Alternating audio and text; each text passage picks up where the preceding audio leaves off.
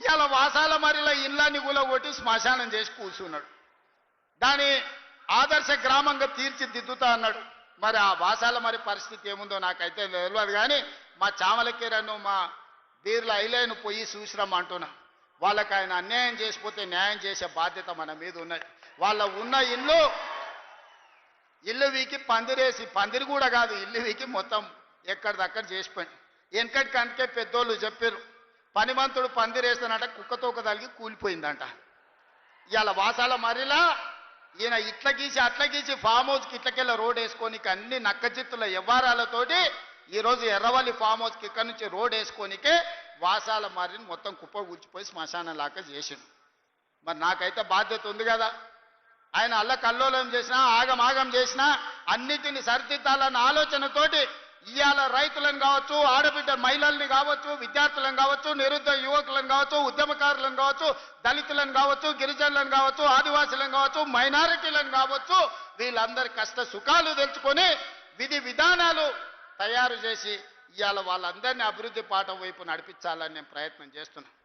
మిత్రులారా, నేను ఇవాళ సూటిగా అడుగుతున్న నిరుద్యోగ యువకులను, వచ్చిన మొదటి సంవత్సరంలోనే 60,000 ప్రభుత్వ ఉద్యోగ నియామకాలు చేపట్టి ఈ దేశంలోనే మొట్టమొదటి రాష్ట్రంగా తెలంగాణ రాష్ట్రం నిలబడ్డదా లేదా, 60,000 మందికి ఉద్యోగాలు ఇచ్చినమా లేదా ఎల్బీ స్టేడియం వేదికగా అని చెప్పి నిరుద్యోగ యువకులను అడుగుతున్నా. ఇవాళ ప్రైవేట్లో 3 లక్షల కోట్ల రూపాయలు పెట్టుబడి తెచ్చి ఇంజనీరింగ్ డాక్టర్లు చదువుకున్న మన తెలంగాణ విద్యార్థులకు ప్రైవేటులో 1,00,000 ఉద్యోగాలు ఇప్పించి ఇవాళ కుటుంబాలను ఆదుకునే ప్రయత్నం చేస్తున్నాం. ఇవాళ మీ ప్రాంతంలో young India integrated residential school 200 కోట్ల రూపాయలతోని నిర్మించడమే కాదు, రాష్ట్రంలో 100 నియోజకవర్గాలల్లో 20,000 కోట్ల రూపాయలతోటి బడుగు బలైన దళిత గిరిజన మైనారిటీ వర్గాలకు సంబంధించిన పిల్లలు ప్రతి దగ్గర 2,600 మంది కలిసి చదువుకునేటట్టు, కలిసి భోజనం చేసేటట్టు కార్పొరేట్ కాలేజీలను తలదన్నే విధంగా ఇవాళ పేదలకు విద్యను అందించడానికి మన ప్రభుత్వం ప్రణాళికలేసింది.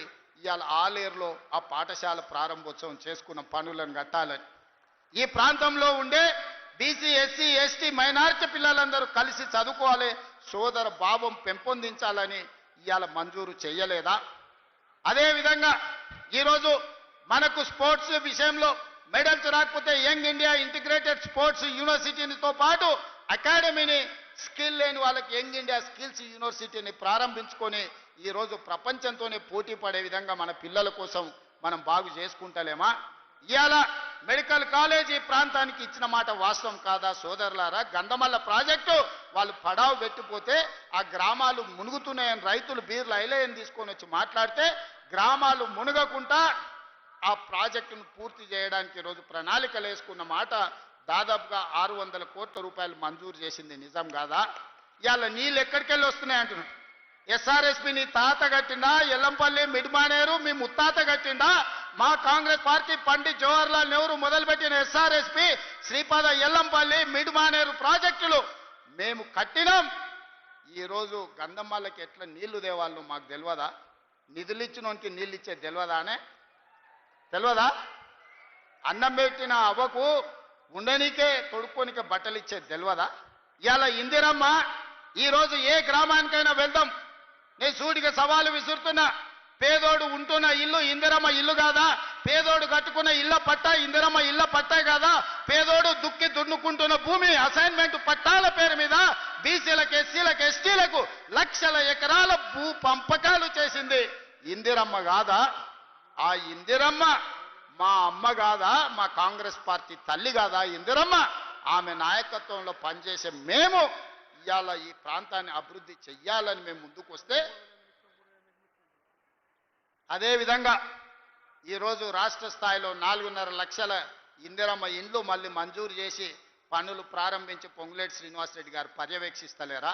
ఇదే కాదు, మా అక్కల్ని అడుగుతున్నాయాల, మా ఆడబిడ్డలు ఈడుండ్రు, అక్క ఆనాడైన ప్రభుత్వంలో మీరు అమ్మగారింటికి పోవాలన్నా, అమ్మోరిని దర్శించుకోవాలంటే ఇంటి ఆయనను బస్సు కిరాయి పైసలు అడిగేది, అవునా? అయితే కొడుకుని అడగాలి, లేకపోతే ఇంటి ఆయనను అడగాలి. ఎందుకమ్మా ఈ పండుగ ఎందుకు మళ్ళీసారి పోదు అమ్మగారింటికంటే ఊకుండాల్సి వస్తుంది, కడుపులో దుఃఖం ఉన్నా దాచిపెట్టుకొని ఉండేది.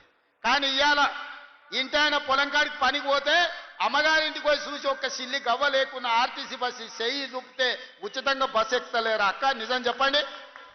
మా అక్కలు నేను అడుగుతున్నా, మీ తమ్ముడు ముఖ్యమంత్రి అయినాక తెలంగాణ రాష్ట్రంలో మీరు ఎవరైనా ఒక్క పైస పెట్టి టికెట్ కొన్నారా? ఆర్టీసీ బస్సు బాజాబ్తా ఇయ్యాల మీరు ఉచితంగా ప్రయాణం చేస్తలేరా? మా అక్కల్ని ఒక్కసారి ఆలోచన చేయమంటున్నా. అదే విధంగా మా సంఘాల సభ్యులకు 21,000 కోట్ల రూపాయల బ్యాంకులో లింకేజ్ ఇచ్చినాం. మా సంఘాల సభ్యులు వ్యాపారం చేస్తారు. అదానీలు అంబానీలే కాదు, సోలార్ పవర్ విద్యుత్ ప్లాంట్లు 1000 మెగావాట్ల ప్లాంట్ ఈరోజు మా అక్కలకు పెత్తనం ఇచ్చింది. నిజం కాదా? ఆర్టీసీ బస్సులో ఉచిత ప్రయాణం కాదు, 600 బస్సులు వాళ్ళకిచ్చి అదే ఆర్టీసీకి కిరాయికి పెట్టి 600 బస్సులకు మా ఆడబిడ్డల్ని యజమానులను చేసింది. నిజం కాదా? ఇవాళ రిలయన్స్తో పోటీ వాడి పెట్రోల్ బంకులు మీరు పెట్టుకొని నిర్వహిస్తున్న మాట నిజం కాదా? ఇందిరా మహిళా శక్తి క్యాంటీన్లు ఈ రోజు రాష్ట్రం నలుమూలలో మీరు ప్రారంభించుకొని చేస్తున్న మాట నిజం కాదా? అమ్మ ఆదర్శ పాఠశాల పేరు మీద గ్రామాన కాంట్రాక్టర్ల చేతుల్లో పనులు పెడితే అవి తీసి మా ఆడబిడ్డల చేతులు పెట్టి అమ్మ ఆదర్శ పాఠశాల పేరు మీద పాఠశాలల నిర్వహణ మీ చేతిలో పెట్టలేదా? స్కూల్లో పిల్లలు బట్టలు కుట్టేది ఆనాడు పెద్ద పెద్ద కంపెనీలకు ఇస్తే ఈ రోజు మా ఆడబిడ్డలకు ఇచ్చిన మాట వాస్తవం కాదా? ఇవాళ మా అక్కల్ని ఆర్థికంగా నిలదొక్కునేలా చేసి 1 కోటి మంది ఆడబిడ్డల్ని కోటీశ్వరులను చెయ్యాలి. 10 ఏళ్లలో నా లక్ష్యం అదే. నా జీవితంలో 1 కోటి మంది ఆడబిడ్డల్ని కోటీశ్వరులను చేస్తా అని కంకణం కట్టుకొని బయలుదేరి మీకోసం కృషి చేస్తుంటే ఇవాళ మిమ్మల్ని చూసి ఏడుస్తున్నారు. మీ ఒకనాడు ఇంటాయనని బస్సుకి అడిగే మీరు సాయంత్రం బెల్ట్ షాప్కి ఆయన మిమ్మల్ని నగదు అడిగే పరిస్థితి తెచ్చినా లేదా? మా అక్కలు చెప్పాలని నేను అడుగుతున్నా. ఇవాళ పెత్తనం మా ఆడబిడ్డల చేతి ఉంటే పిల్లల చదువులు ఉంటాయి, ఇల్లు బాగుపడుతుందని ఇవాళ మా అక్కల చేతుల్లో పెత్తనం పెట్టిన మాట నిజం కాదా?